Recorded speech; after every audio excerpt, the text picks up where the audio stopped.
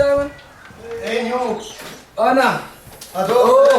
Caala jirtaa abbo? Jirtaa Ani agarraa qorra bakka baasii eegale dhabe miiluma kootiin hin deeme. Oo miilaan dhuftee? Dhugaamu. Maanni? Oo miilaan dhuftee? Maanni? Maal farkaan hin deemu?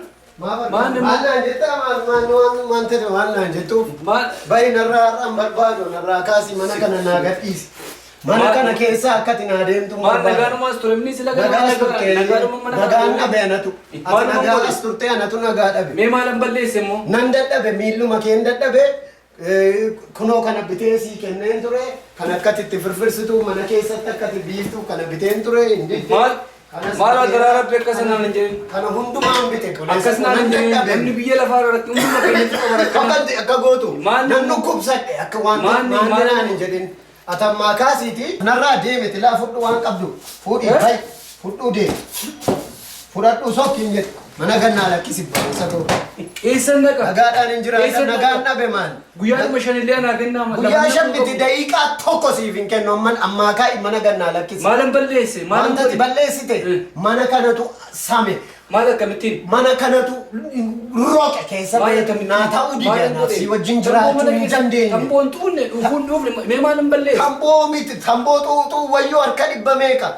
maaltu sitti bade wanti natti bade kaalsiima keen dadhabe laanarraa bayi mana kana keessa bayi narraa kaalsiin makoota sitti kaalsii keetu wantan mana kana keessaaf bite miila warqee fakkaatu artifishaalii lama naaf bitanaaf ani waan tokko isin deeme maan reeffa baatanii deemuu wayyu deemi bayi narraa waan tokko isin barbaaduun deemi narraa kan koo kaalsii ajaa'ibi kan koo kaalsii ajaa'ibi Kanko naan hin jedhin bayi narraa bule kaalsii dhuma kootu dadhabdanii kaalsii keetu roqee kaalsii keetu baay'ee shururkaasaan dadhabe natti ajaa'ibe tole anillee gaafa isin natti haasoftan huuruu koo achi galagaleen isin ilaala funyaan koo achi kaadde garuu kan koo kaalsiitu ajaa'ibiti hin ajaa'ibe roqe jiraachuu hin dandeenyoon ifatu ani immoo isinitti himaa dhugaasaa natti himta waan akkasitti qabdu mana gannaa dhiisuu waadha kanatti hin barbaadu dhugaasaan sitti himaa dhugaasaan annan deema kan koo kaalsiitu ajaa'ibiti isin immoo kaalsii koo liqimsitanii kaalsii keel isin immoo kaalsii koo liqimsitanii isin jedhe kanaaf fuura keessan dadhabe